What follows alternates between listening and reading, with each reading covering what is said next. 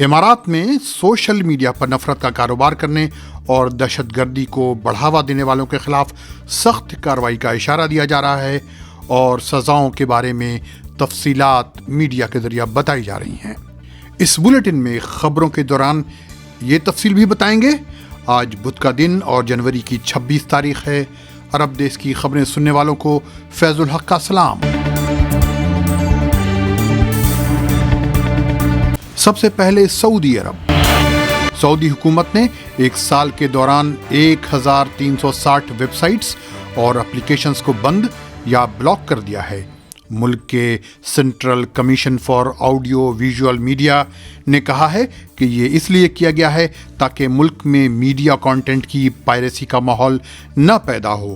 اس authority کے مطابق جو ویب سائٹس اور اپلیکیشنز بلاک کیے گئے ہیں ان میں 21 میڈیا کانٹینٹ کی پائریسی کے نیٹ ورکس، 1123 اپلیکیشنز اور 216 ویب سائٹس ہیں۔ ریاض میں حکام نے 14 جنوری سے 20 جنوری کے درمیان ایک ہفتے میں 32,000 ریڈز کی اور 680 فیسلٹیز کو ہیلتھ سے متعلق قوانین اور ضوابط کی مخالفت کے الزام میں بند کر دیا۔ یہ اعلان امانت جدہ نے اپنے ٹویٹر اکاؤنٹ پر کیا ہے۔ سعودی انسداد منشیات کے محکمے نے طائف میں 2 افراد کو گرفتار کیا ہے اور ان کے پاس سے 10,16,000 نشہ آور ایم وٹامن کی گولیاں برآمد کی ہیں۔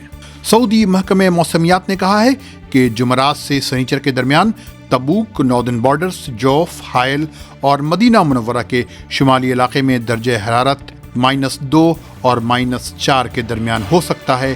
جمعرات کو جوف، ناردرن بارڈرز، تبوک اور حائل میں غبار آلود ہوائیں چل سکتی ہیں۔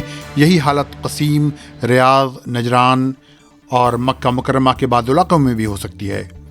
گزشتہ 24 گھنٹوں میں سعودی عرب میں کورونا کے 4,541 کیسز سامنے آئے ہیں اور 2 افراد کی موت واقع ہوئی ہے۔ اب چلتے ہیں امارات۔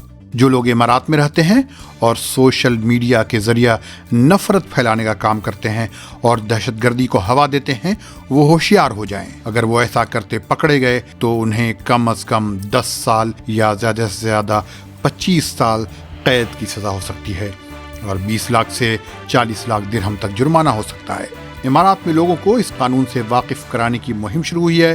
قیاس ہے کہ اس کی وجہ یہ ہے کہ گزشتہ چند سالوں میں بھارتیوں کے ایک انتہا پسند طبقے نے مسلمانوں کے خلاف نفرت آمیز مواد کو سوشل میڈیا پر شیئر کیا تھا، جس پر پورے خلیج میں عربوں نے شدید رد عمل ظاہر کیا تھا۔ امارات میں مقیم بھارتی انتہا پسندوں نے عربوں، اسلام اور مسلمانوں کے خلاف سوشل میڈیا پر پروپیگنڈا زور و شور سے پھیلایا، بلکہ عرب شاہی خاندانوں سے اس پر الجھ بھی گئے تھے، لہٰذا انہیں اس قانون کی یاد دہانی کی کوشش کی جا رہی ہے۔